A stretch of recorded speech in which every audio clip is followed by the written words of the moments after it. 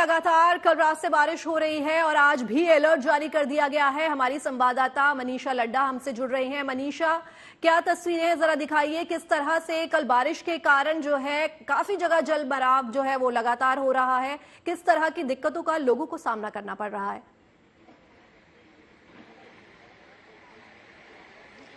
गीतिका, हम सुबह के वक्त हमने आईटीओ की तस्वीरें दिखाई थी कि किस तरीके से कल बारिश होने के बाद जो है जल भराव की स्थिति थी, लेकिन इस वक्त हम मौजूद है दिल्ली के ओल्ड राजेंद्र नगर में। हम ठीक राव इंस्टीट्यूट के बाहर है और यहाँ पे जल भराव की समस्या की वजह से ही 3 छात्रों ने अपनी जान दी थी, लेकिन अब जो है एमसीडी एक्टिव मोड में जो है नजर आ रही है और यहाँ पे जितना भी जो अतिक्रमण का जो कार्य है वो लगातार जारी है, क्योंकि यहाँ की जो समस्या थी वो यही थी कि नालियों के ऊपर जो है ये लाइब्रेरियां बनी हुई थी, बेसमेंट जो है बना रखे थे इन्होंने, सब ये इलीगल तरीके से इन नालियों के ऊपर बना रखा था, जिसकी वजह से पानी जो है वो नीचे जा नहीं पाता था और पानी जल भराव की समस्या लगातार बनती थी। उसकी वजह से अब जो है एमसीडी के बुलडोजर आप देख सकते हैं मेरे पीछे, वहां पे अब 2 बुलडोजर एमसीडी के साथ ही साथ अन्य मशीन जो है एमसीडी की यहाँ आ गई है और लगातार एमसीडी एक्टिव मोड में दिख रही है। आप देख सकते हैं जल जमाव की स्थिति, क्योंकि कल जो बारिश हुई राहत तो जरूर है लेकिन आफत भी अपने साथ लाई, और आफत ऐसी कि जगह जगह दिल्ली के इलाकों में इस तरीके का हाल है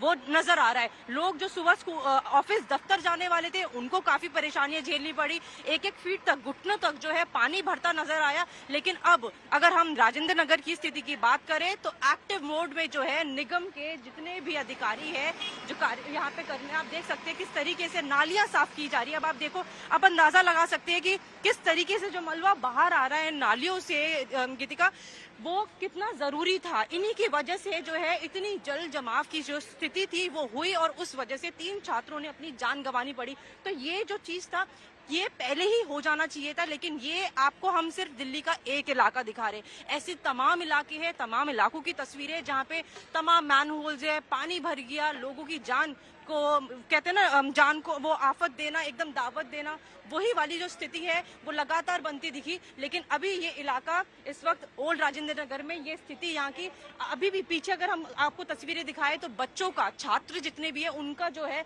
अभी भी यहाँ पे प्रदर्शन है, जस्टिस की मांग कर रहे हैं। लेकिन जो एक दिक्कत इनकी जो थी जल जमाव और जो भी अतिक्रमण यहाँ पे हो रखा है। बिल्कुल मनीषा, आपने बिल्कुल सही कहा कि दिल्ली और एनसीआर में अगर लोगों को बारिश से राहत मिली है तो कहीं ना कहीं ये बारिश जो है उनके लिए आफत लेकर भी आई है। और आज मौसम जो है उसको लेकर अलर्ट जारी किया गया है कि आज भी भारी बारिश जो है वो लगातार बनी रहेगी। तो आज मौसम का क्या हाल रहने वाला है? आज भी बारिश का अलर्ट है क्या? कोई मौसम विभाग से किसी प्रकार की कोई जानकारी है आपके पास? बिल्कुल गीतिका, मौसम विभाग ने पहले ही जो है दिल्ली एनसीआर में मंगलवार, बुधवार, शुक्रवार, शनिवार जो है 3-4 दिनों का अलर्ट जारी किया था और इसी तरीके से जो है अभी ये पूरा हफ्ता रहने वाला है। बेशक चाहे रुक रुक के बारिश होगी लेकिन मौसम इसी तरीके से होगा, इसी तरीके से सुहाना रहने वाला है। लोगों को जो है राहत बेशक अब मिल गई है और आने वाले जो वीकेंड तक है हमारा इसी तरीके से मौसम रहेगा। अगर हम पहाड़ी राज्यों की बात करें वहां पे भी लगातार जो है बारिश का सिलसिला जो है वो लगातार जारी है और दिल्ली एनसीआर में भी इसी तरीके का जो है मौसम वो रहने वाला है। लेकिन राहत और आफत दोनों ही है।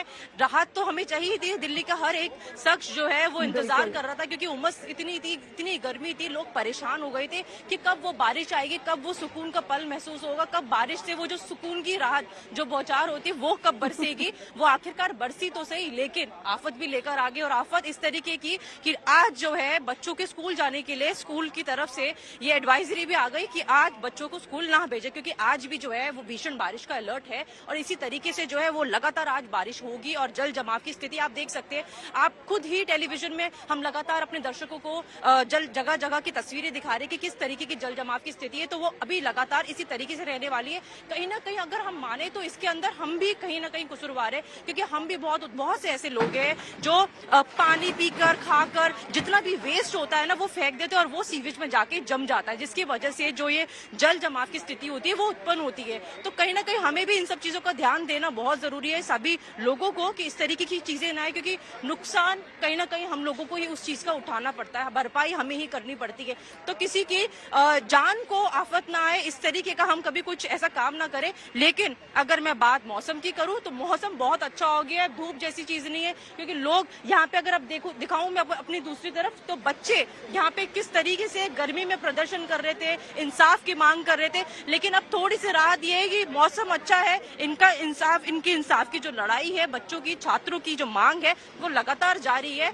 बट सुकून जरूर है, राहत जरूर है। और साथ ही साथ अगर हम बात करें यहाँ के सीवेज की, तो वो भी साफ करने का काम जो है, एमसीडी फाइनली जो है वो एक्टिव मोड में आई है। हम यही सोचते हैं, अगर काश दिल्ली के जितने भी निगम कर्मचारी, अगर वो पहले से कर्मचारी जो है वो पहले से इस तरीके से एक्टिव मोड में रहे, कंटिन्यूसली रेगुलर वे में जो है मॉनिटरिंग की जाए, साफ सफाई करी जाए, तो इस तरीके की जो स्थिति है ना वो देखने को ना मिले। लेकिन कहीं ना कहीं कसूरवार हम सब है। और आप देख सकते हैं कि अब किस तरीके से एक्टिव मोड में जो है एमसीडी नजर आ रही है। मेरे दोनों ही तरफ अगर आप देखेंगे तो एमसीडी के बुलडोजर और जो मशीन है, अन्य मशीन जो है अपने काम में लगी पड़ी है। लगातार यहाँ पे जो है सीनियर अधिकारी जो है वो यहाँ पे अपडेट ले रहे हैं कि किस तरीके का काम हो रहा है। और आप देख सकते हैं कि मलबा किस तरीके से निकाला जा रहा है, क्या स्थिति है यहाँ की।